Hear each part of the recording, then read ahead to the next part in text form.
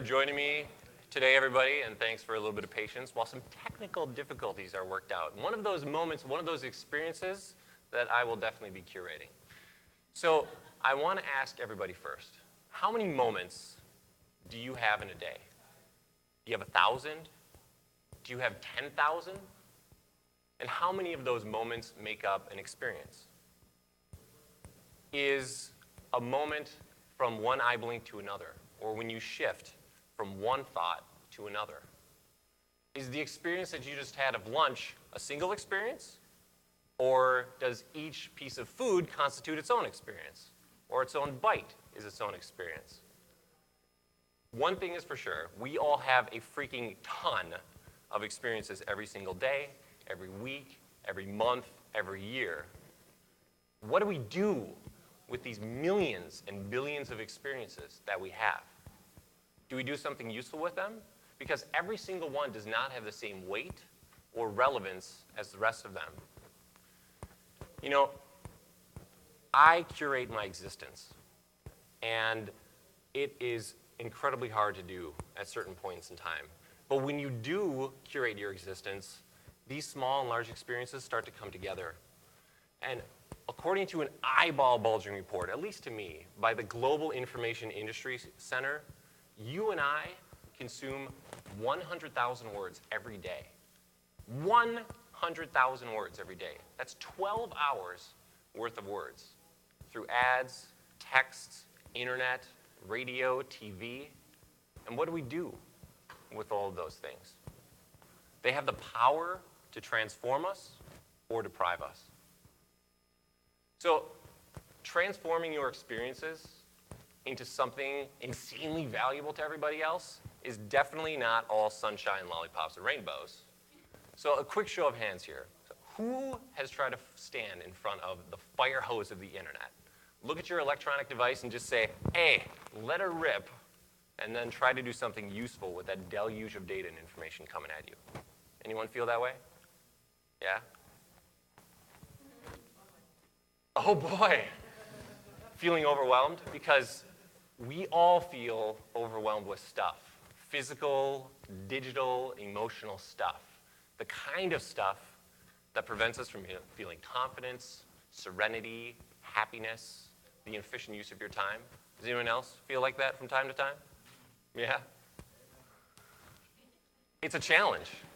It's a big challenge. And there are some challenges that we take on in life that we go into willingly. And there are other challenges that we go into kicking and screaming and that we just want to get the heck out of.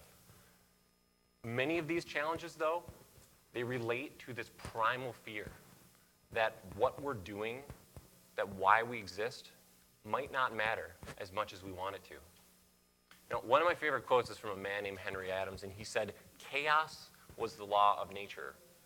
Order was the dream of man." And it's only through the systems that humanity has put in place that we have brought order to the world from something that is inherently crazy and chaotic. And curating can be and is one of these systems. It's flexible, it's long-lasting, and you can use it in unbelievably flexible ways. So a little secret about me is that I have a terrible memory. I mean, atrocious. As soon as I was old enough to remember someone's birthday, I was definitely old enough to forget someone's birthday. And as soon as I was old enough to be trusted to take care of my own gloves, I lost those gloves on the first day. I've got a leaky brain, and I used to be okay with it, but now I'm not okay with it. So what do I do instead? I curate. And this is actually what curating looks like. It allows me to have, and I use a series of external spreadsheets, a second brain that I otherwise wouldn't. So when it comes time to remember the restaurant that I went to in the Longfellow neighborhood in Minneapolis on October 16th, 2010, with my wife Melinda, I know based on my spreadsheet that it was El Norteño. Or when I want to recall the amazing infographic that I saw called Sitting is Killing Us, which is kind of ironic considering that we're all sitting right now. I know that I saw that on March 14th, 2012 on a website called medicalcodingandbilling.org. And I know all that because of these spreadsheets, because I've used them to curate this external memory. So I want to talk a little bit about what curating is and what curating isn't. This happens not to be curating, at least the way that I view it. And everybody gets to have their own opinion. I certainly don't have the right way or the only way to curate. But if you're arranging your books in alphabetical order and you think that's curating, it's probably not. If you are journaling or if you have a scrapbook and there's no rhyme or reason to it, that, in my opinion, isn't curating. But a lot more importantly, in terms of what is curating, so there are 3 core steps, at least the way that I and a number of other people that I interact with practice it. And the first one is to filter all of your experiences, not just the stuff that you consume online, not just the conversation that you have with everybody here today, not just the recipe or the meal that you ate, but do it with intention. And after you've figured out the best of the best, you need some way to archive, categorize, and preserve and maintain the context of those experiences.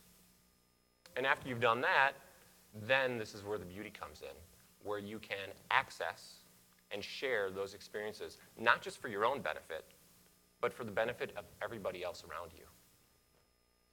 So what is curating? What does it look like? It's something that you're already doing. It's Evernote. It's Pinterest. It's Scoop It. It's Goodreads.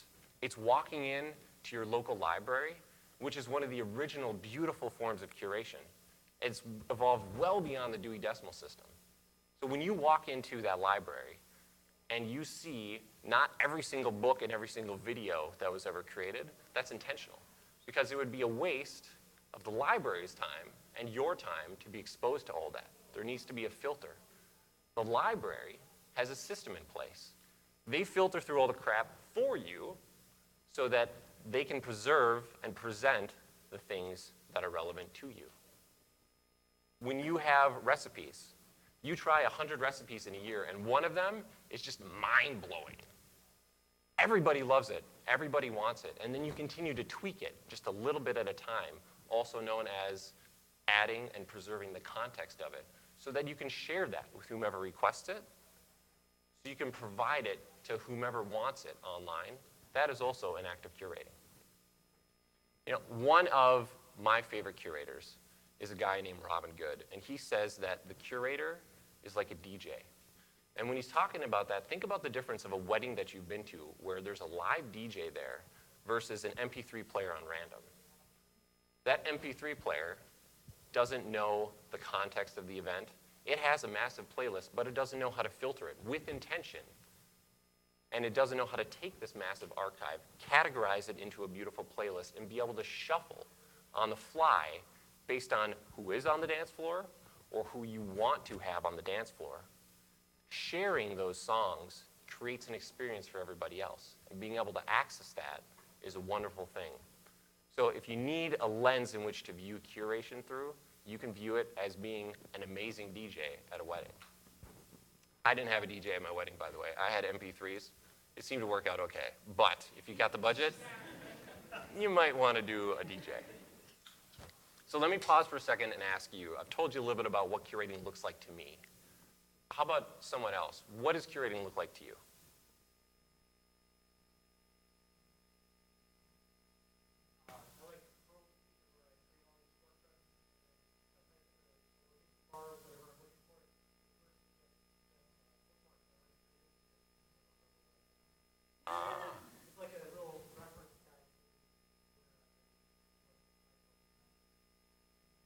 Clever. Yeah.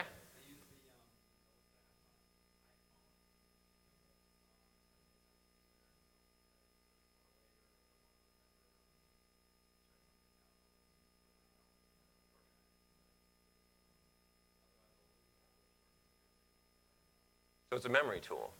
And do you ever convert that short-term memory tool into something long-term that you can use 2 years from now that might be helpful or useful for other people?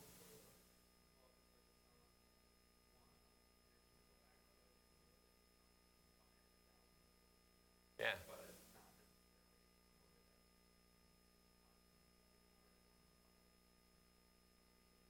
Yeah.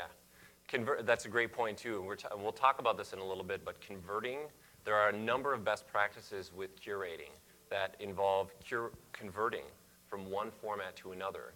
The ability to transform your experience from one format, say a spreadsheet, into Evernote or into another platform. So we'll talk about that in a little bit. Thanks for sharing that with me. You know, I mentioned already that I have this terrible memory, and curating is not a solution in search of a problem. Experience curating, taking all of your experiences and being very intentional with them, solves a whole host of problems. Not just for me, but for a number of other folks online and offline. Because I don't know about you, but when I read a book, most of the time I don't want to read it again. So if I don't take that quote, I don't take that one section, and I don't put it in a spreadsheet, then a year later, 2 years later, maybe even tomorrow, I might be thinking, there was this giant book, and it was awesome, but why, and where was the key information? Or I want to email my friend this amazing article that I saw online, but where and when? Really, it's like a puzzle, and life is like a puzzle. I originally had a great quote by a 90s hip-hop artist by Rappin' Forte, but I didn't want to put that up there because I felt it would be a little distracting to you. But he talks about how life is a puzzle and if you can solve it. And if anybody's catching the reference, please tell me later. That'd be cool if you did. And to me, curating is this way of putting together these pieces, being able to see trends in your past and being able to anticipate trends in your future. And again, not just for my benefit, but I'm more interested in how can I be useful? How can I be a go-to resource? How can I be a thought leader for others? How can I use a curating platform in order to solve the puzzle that other people are facing? Now, going back to that everybody wants to feel important.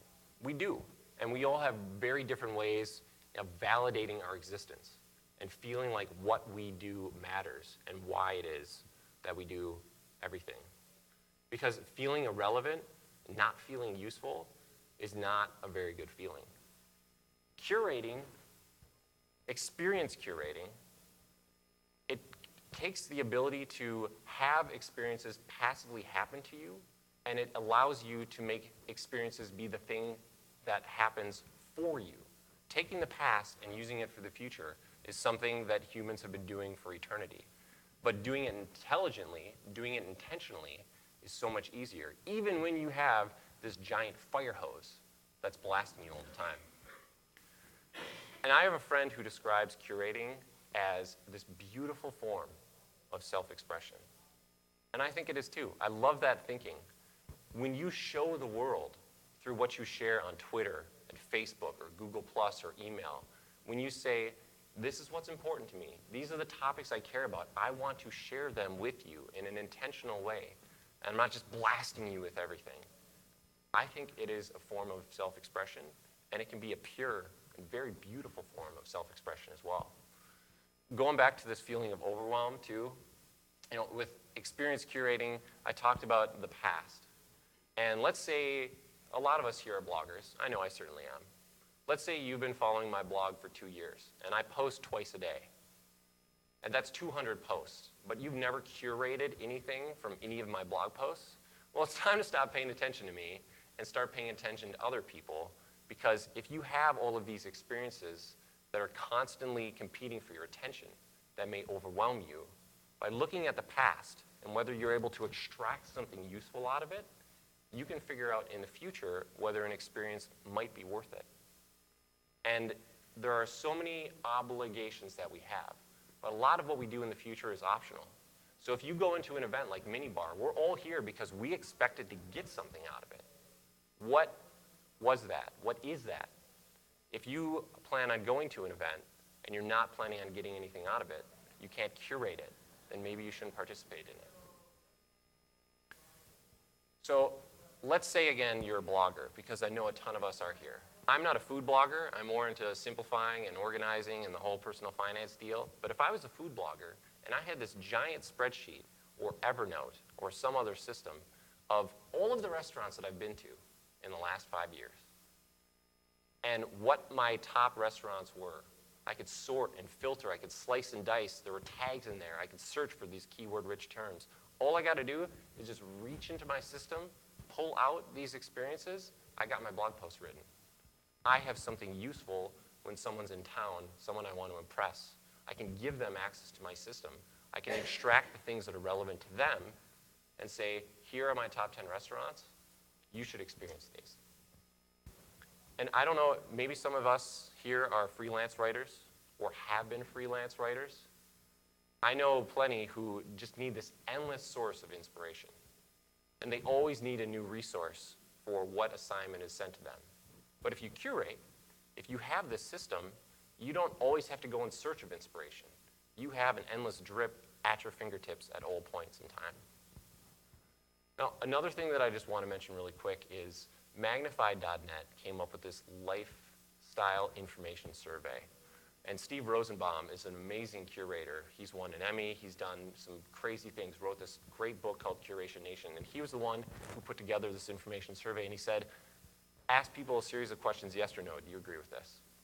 And one of them that stuck out to me was, I consider the content I share part of who I am. 61.3% of people nodded their heads and said, yes, I agree with that. Or, I consider what I share on Facebook to be interesting, and people count on me to share those interesting things. 58.4% of people said, yeah, that's totally me. I agree with that. So the conclusion that he came to, and that the survey came to, was that we're using social curation, what we publish, what we link to, what we retweet, as a form of our digital identity. It shows the world who we are, why we are, and what we do.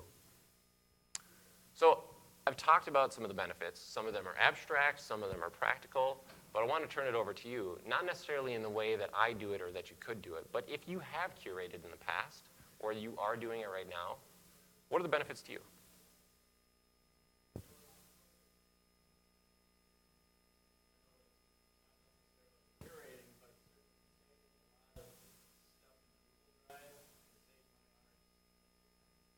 Yeah?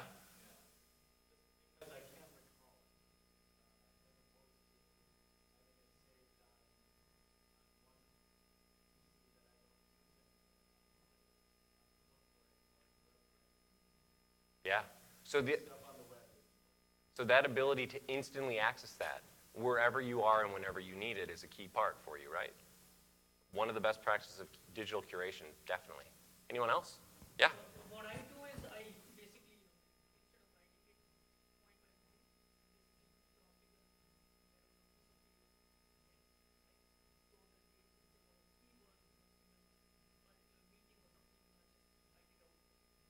point by point, it becomes a mental map. Oh, this is what I fit out here. Yeah. But you're taking that space inside of your head and you're putting it somewhere else so that you can access it. That's great. Anybody else want to talk about some of the benefits that they have had or that they perceive that they would have if they curated?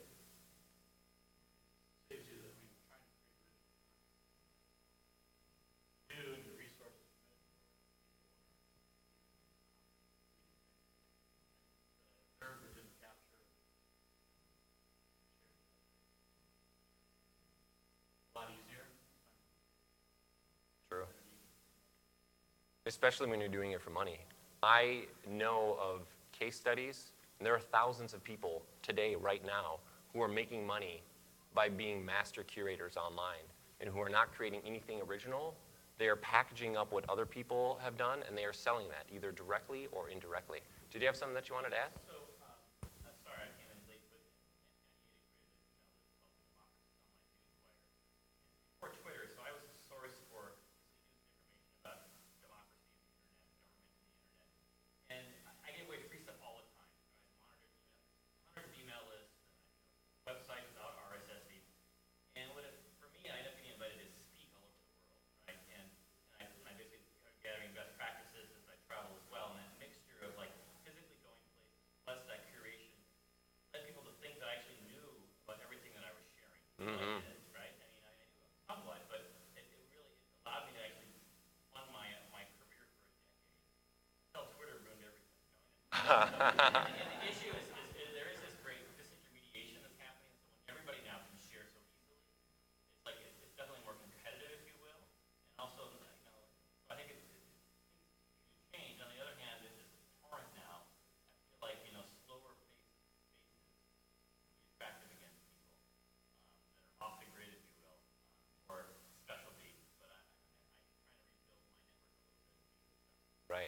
Well, you talk about sharing and all of these things that go into curating. And there's some common misconceptions that you're talking about and that other people talk about. So I know you weren't expecting a pop quiz, but I'm going to hit you with a little pop quiz. Tell me which of these things are true. So you shouldn't or you can't curate because it takes too much time, it's going to cost you money, you just don't think that it's worth it, or you have a great memory, so why the heck do you need to bother? Yeah? Oh, I just changed the slide. Oh, none of them are true. But did you think one of them were true? No, I was going to say, forgot one. I did. What did I forget? Maybe being embarrassed. Ah, that is, yeah.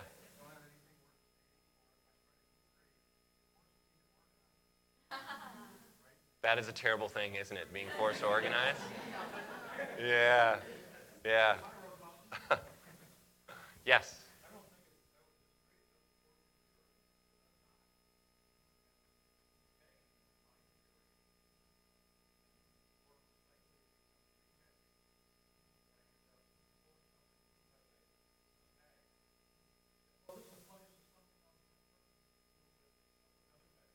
Yeah. Well, yeah. I just wanted to dispel a couple of misconceptions real quick. You know, people talk about it's going to take me so much time. You're asking me to go into a spreadsheet or Evernote and chronicle what I experienced today? What's the fun in that? Well, I don't particularly have fun brushing my teeth, but I do it because I realize the long-term benefits to my health and to everything else. And curating can be based on just a simple trigger. You had an awesome conversation at MinneBar. When you get home, while it's still fresh, while you can preserve that context and maybe even add some more, you have the time to do it. It's worth having this stash that you can pull out of whenever you want. And it doesn't need to take any more than, say, a couple minutes a day. And when it comes to money, all of these tools that we've talked about, the way that people are doing it, using Goodreads and Scoop It and spreadsheets and Evernote, all these things are free and probably will continue to be free. This is one, I wish that I had a memory like a steel trap, but I don't. And some people say, Joel, I got a memory like a steel trap. And since I got it all in here, why do I need to bother putting it in some kind of crazy system, right? I don't get it. And I tell them, that's great, but I can't reach into your brain and extract what's in there. You need to put it somewhere that you can distribute it in more than a one-to-one way, where you can do it in a one to the entire world, or at least the internet and the English-speaking world who has it on here. So even if you have this amazing memory, you still benefit, and you should still be curating. And the last one is some people just say, hey, you know what? This whole curating thing, man, it's a little bit out there. I just don't see the benefits of it. And that's normally where I ask them, we all want to be resources here. Some of us want to be thought leaders. And you can do that through curating. You know, I've never had somebody who has started with intention, who has spent just a little bit of time on their system, come back to me and say, Joel, I started curating my experiences, and dude, it's just not worth it. Not a single person has ever said that to me, and I don't know if a single person will say that to me if they set up their curating system with intention. So to recap, there we go. There are obstacles, though. I don't mean to make this sound like sunshine, lollipops, and rainbows. There are a number of legitimate issues. We heard one about potentially being embarrassed about what you share, or maybe it's the topics that fuel you, that charge you, and you don't want other people to know about them. But that's your gift to the world that you want to provide to them. So what are some of the other obstacles that people have or could have if they curated? Yeah. So you would be one of a million people, and what's the point, right? Because it just gets lost in the shuffle? Or something a little bit different?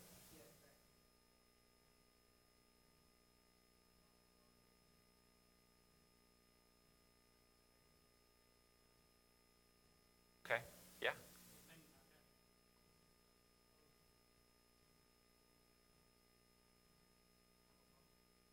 Yeah. Well, I can't help you with that. Yeah.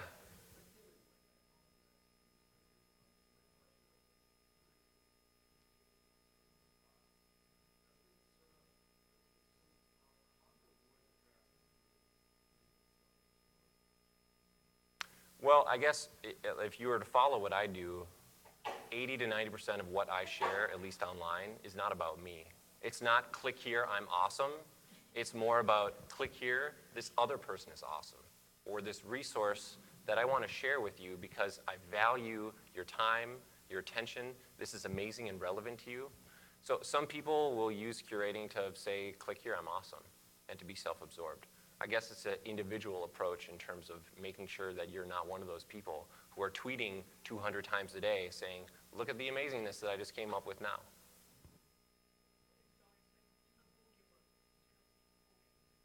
Being a go-getter, but also being a giver too. Coming at it not as what can I extract from other people or what can they do for me, but using curating as a way to help other folks. So you were talking about how to, how do I do it? And the why is insanely important. And what you curate is super important too. And I'm giving a little bit of short shrift when it comes to how to, because that could be a topic for a whole nother day. But curation, digital curation, is normally based on principles, not necessarily methods. So if you want to create a new system, that's great. If you don't like spreadsheets, you don't have to use spreadsheets like I do. If you want Evernote, whatever, the methods will change, but adhering to certain principles and certain best practices is going to get you really far. Now, I've talked about digital curation, and we have come a long way into the 21st century with all of these awesome tools that we have to be able to access everything that we want or need wherever we are. And technically, you could curate, say with Post-it notes, but you're not going to be able to sort and filter easily. You're going to be able to tag, but very literally, and I don't know how well that will help you. You can't convert a Post-it note from one format into another easily, or transform that experience that's on the Post-it note to something else. So if it sounds like I'm disrespecting our physical, our analog world, it's only because there are better ways to do it. So getting back into some of the steps of curating. I talked earlier about filtering and the art of being intentional. Being intentional means different things to a lot of different people. Like to me, when I have an experience interacting with you all, which I'm definitely going to be curating today, I know that it's worth it because it's something subjective. But there are other people who have some kind of rigorous statistical formula or scientific method to determine what it is. The essential part in all of that is that there's a human making a decision, should this make the cut? Is this the best of the experiences that I have? Because you can use computers, you can use algorithms to help you, but aggregating does not equal curating.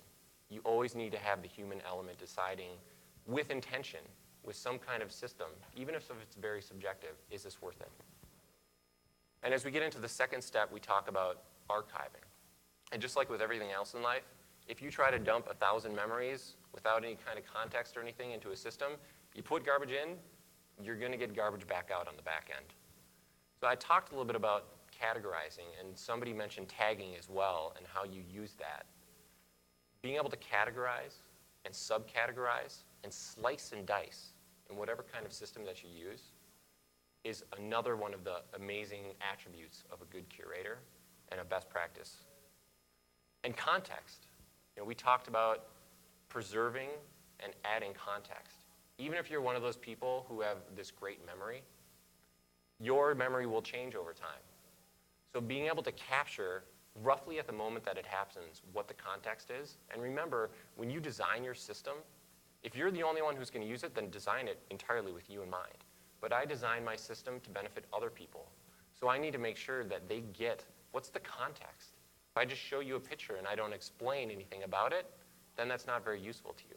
So you always need to not just take the original experience, but put an additional layer on top of it and tell somebody, this is why I'm sharing my experience with you. This is why I think it's relevant with you. Here is the context. And then accessing. We have laptops, we have smartphones, we have iPads. You can probably get on Evernote. You can get access to your system right now. And a tool, which curating essentially is only as good as your ability to access it. So if I can only see my system 1% of the time, if I don't know how and when I'm going to be able to get it, then it's not very good to me. And sharing. We were talking about not adding to the noise of the world. When you go online especially, there's Twitter streams and Facebook and all of this stuff. It's overwhelming. So when you share, when you have your stash of experiences and you want to share them with somebody, remember that you can make it caring. You can make it an example of how you think that this is relevant to somebody else and not just add to all the noise of the world. Like everything else, though, curating is an evolution. I mean, I've certainly gone through it. I mean, my original attempts at curating back when I was 8 or 9, probably, I didn't think about it like this, but football cards and baseball cards and buying packages and ripping them open and putting the crappy ones into a box that never saw the light of day again. But then there were those gems that I put in these plastic sleeves. And anybody who came to my house is going to see my curated stash of awesome football and baseball cards. Now, I've come a long way since then. You know, I have this put it in a spreadsheet mantra that I started about 1.5 years ago. And if it's important, it goes in a spreadsheet. And I took it one step further, and I started collaborating, not just with other curators, but people who were insanely interested in the topics that I am. In the song Ice Ice Baby, or in the 80s cult hit Strange Brew, all of these different things. And one of the last acts in my evolutionary career as a curator, as an experienced curator, is to latch on to other curators. These are people who want to do all the things that I'm doing for you, on your behalf. When you find somebody who curates recipes or workout routines or whatever it is that you're into, you don't have to filter. You don't have to organize. All you need to do is latch onto them, and they give you everything that you need. So it's really at this point that we have a decision to make. Are you going to let all these experiences just be something that passively washes over you? Or are you going to take those experiences and use them to validate your existence and have it be amplified potentially hundreds of times over because of what you do? Nothing happens without action. Getting ideas from this presentation or other people, getting inspiration, that's great. But until you take action, nothing actually happens. I talked a little bit about my terrible memory and the fact that I have been able to take that, a weakness, and I've essentially converted it into a superpower where people come to me for things related to organizing and simplifying and personal finance and curating and all this kind of stuff. I've become a go-to resource for a number of people because I've converted that weakness into a superpower. So you can create your own system. Maybe you can curate this presentation itself, or even create your own when it comes to it. Or if you're feeling insanely inspired, create your own platform. Be the next Scoop It, be the next Pearl Trees, be the next Goodreads or Evernote. You can even create your own curating platform, because that's essentially what a lot of these are, to be able to take those experiences. So the only thing that I need to ask you right now is, what are you going to do with those 100,000 words that you're exposed to today? What are you going to do with those 100,000 words that you're exposed to tomorrow, those 12 hours worth of words? You can do something amazing with them. You can extract the best parts of them and use them for your own benefit and for the benefit of somebody else. You can unleash this dormant energy inside you and your experiences to achieve some of your biggest goals. So I just want to say that your experiences are not something that happened to you. Your experiences are something that you make happen for you. And that's why we should all be curating our existence through experience curating. Because nobody is going to do it as well as you can, and nobody is going to do it for you or as awesomely as you will. Thanks.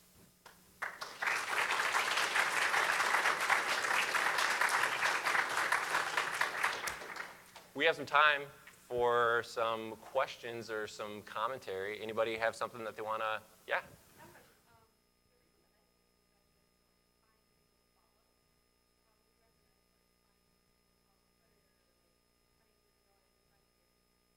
Well, what are you interested in? Development. Okay. So development and design and maybe some of the things that a lot of the other folks are here as well? Yeah. Well, there are common ways to do it where you talk about Twitter and you can use certain hashtags. That, I won't say is rudimentary, but there are better ways to find out who the thought leaders are in your industry or what you care about.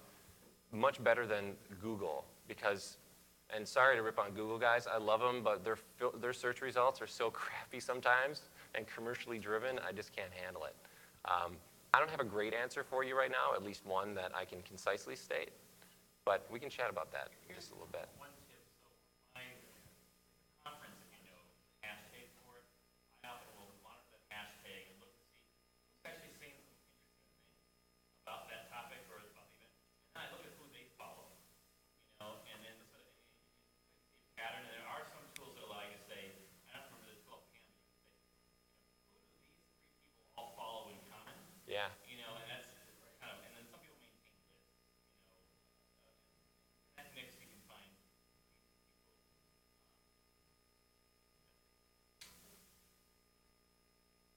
Anybody else?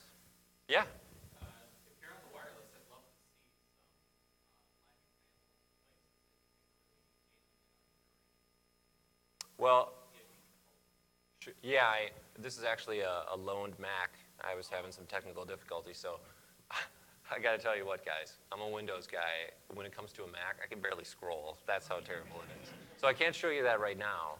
But when it comes to finding these people who are just nailing it, I mentioned Steve Rosenbaum, who is a name that other people know. He created an MTV series. Again, he's created an Emmy Award-winning documentary. Robin Good, a guy who I mentioned, the one who's all about the curator being a DJ. Maria Popova. Has anyone heard of the website Brain Pickings before? Yeah? It is awesome. I mean, there's Dave Pell, who has an amazing newsletter. I mean, these are all things that I can link to, and I can tell you who my go-to people are, who the thought leaders are related to curating, if that would be helpful to you. Sure. Did you mention Upworthy? What's that? Have you heard of Upworthy? I have not. So it's a new company. I know that Jason Barnett with the Update, some folks that are involved with it, but they're hiring curators, and they don't pay a lot. But the idea is that they're looking for often progressive-oriented news stories that maybe are somewhere in social media, and then they give them sexy headlines. Share them, but they give them multiple headlines and then measure the results. And so it's pretty interesting. It's Upworthy, search Upworthy, and you know, you can look at their job posting. It's kind of interesting. They're making a business out of it. Bada bing, bada boom. We got a new example. Great.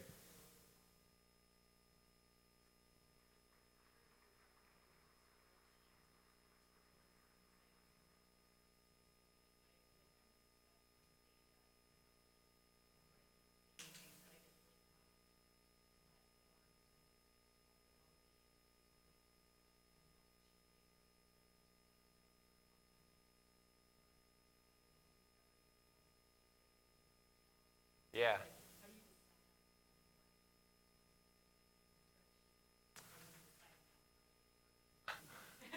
Well, I'm a spreadsheet fanatic, and I love the simplicity of them, and the ability to sort and filter, and just the fact that it's something that I'm really comfortable with. And if you were to ever see one of my spreadsheets, I showed you one of my slides up there was one of my spreadsheets. There's a gray bar, and then it's all white. I mean, it's as unsexy as it gets, and I love that. I love it when my tools aren't the things that I show off. It's the result of the tools that I use, which are super awesome, that I get to display. So the reason why I use spreadsheets is, again, I just freaking love them. And I try to put everything in a spreadsheet if I can. But moving from one platform to another, again, that's why it's so important. If you are going to experience curating, picking a tool that you can export and then you can convert it into something else so that you're not held hostage and your experiences aren't held captive somewhere. All right, folks, it looks like we're at time, so I'll hang up here for a moment. I appreciate everybody coming. Thanks.